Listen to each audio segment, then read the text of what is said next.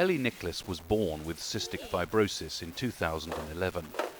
A year later, a new wonder drug, Kalydeco, was approved by the NHS, but only for children over 6.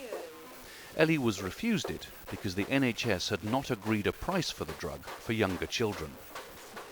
Well, obviously you're a bit naive really, because someone having such a terrible disorder is not something you've dealt with every day. So in your head you think this drug will become available, and it's your human right that she'll get this drug. So to find out that she wouldn't was absolutely devastating, because this is a deteriorating disease. If she waits 6 years, well at the time 5 years, to get this drug, what damage could happen in the meantime? We could be looking at lung transplants, diabetes, all sorts of things. So we just couldn't wait.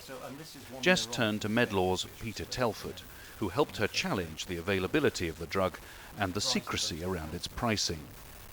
After a 12-month legal fight, the NHS agreed to supply the drug to Ellie as part of a clinical trial. I don't think they'd given her a fair crack of the whip.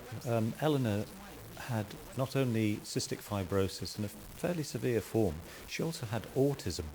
There were 2 young parents with another baby on the way, having to effectively act as nurses and carers full-time, 24/7 for this child.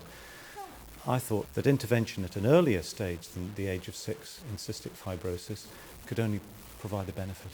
I think the day we were told that she had a chance of being in the trial, we were just absolutely in tears. And the day she actually took the first dose, we have pictures of it. It was just probably the best day of our life, apart from your children being born, just knowing that that is her second chance at life, and in a way that you achieved it, and with the help of Peter, that just would not have happened.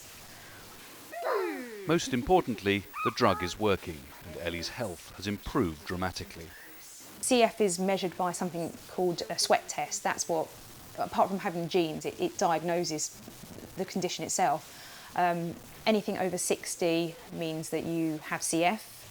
When she was initially diagnosed at 3 weeks old, her measure was 120, so we knew it'd be severe classic CF.